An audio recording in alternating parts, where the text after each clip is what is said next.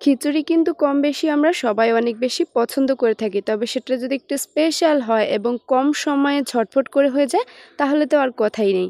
আজকের এই খিচুড়িটি কিন্তু আমি হাতে মেখে রান্না করেছিলাম, তাও আবার রাইস কুকারে। খুবই কম সময়ে ঝটফট করে।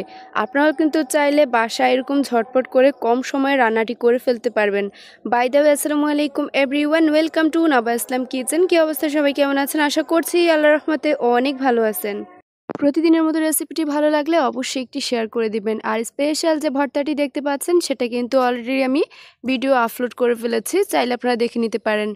কথা বাড়াচ্ছি না, চলে যাচ্ছি মূল রেসিপিতে। প্রথমে এখানে আমি নিয়েছি মুসুর ডাল এবং চাল। তো মুসুর ডালটা কিন্তু অবশ্যই আগে ভেজে নেবেন, তাহলে এই কাঁচা যে গন্ধটা থাকে সেটা চলে যাবে।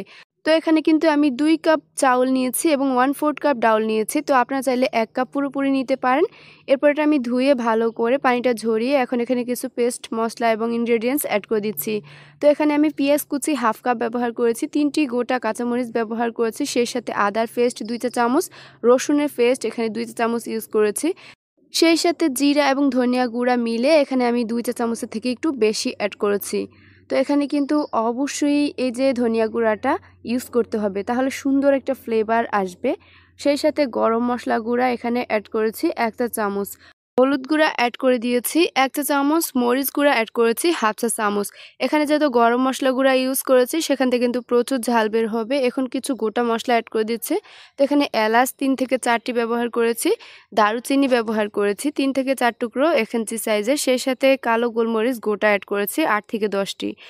রাঁধুনি ভুনা খিচুড়ির যে মশলাটা আছে সেটা আমি রেডিমেড এখান থেকে মোটামুটি 1 থেকে 1.5 চা চামচ ইউজ করেছি। তো আপনারা চাইলে এটা স্কিপ করতে পারেন, হাতের কাছে থাকলে দিতেও পারেন, ভালো একটা ফ্লেভার আসবে। সেই সাথে এখানে লবণ অ্যাড করে দিয়েছি 1.5 চা চামচ। লবণ আপনার টেস্ট অনুযায়ী ব্যালেন্স করে নেবেন। এই খিচুড়িতে মোস্ট একটা ইনগ্রেডিয়েন্টস হচ্ছে এই যে টমেটো কুচি। অবশ্যই কিন্তু এখানে একটা টমেটো কুচি অ্যাড করবেন, তাহলে এটা টেস্ট অনেক গুণ বেড়ে যায়। তো এখন এখানে আমি ময়েশ্চার অয়েল ব্যবহার করেছি মোটামুটি 2 থেকে 2.5 টেবিল চামচ পরিমাণ। আপনারা চাইলে কুকিং অয়েল ব্যবহার করতে পারেন, তবে আমার কাছে খিচুড়িতে এই যে ময়েশ্চার অয়েলটা দিলে খেতে বেশি মজা লাগে। এখন সব কিছু উপকরণ হাত দিয়ে ভালো করে মিক্স করে নিতে হবে।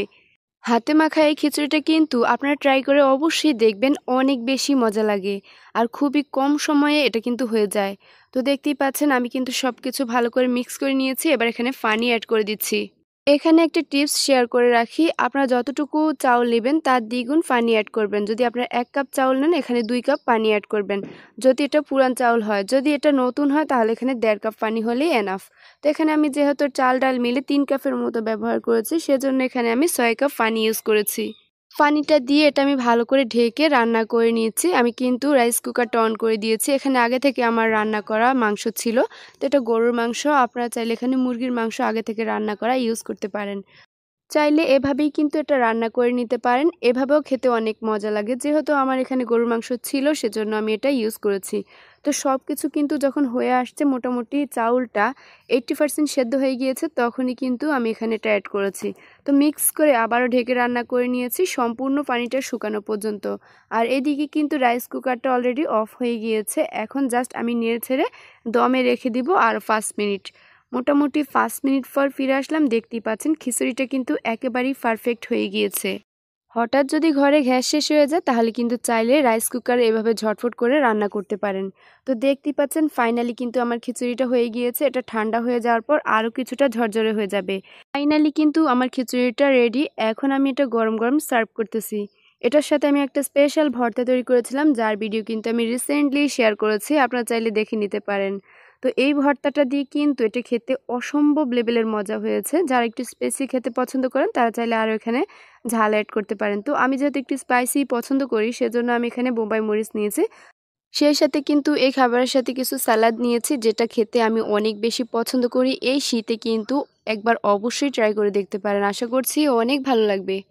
এতক্ষণ ভিডিওটির সাথে থাকার জন্য অনেক বেশি ধন্যবাদ। তো সেই সাথে আজকের মতো এখানে বিদায় নিচ্ছি। কথা হবে নতুন কোনো ভিডিও।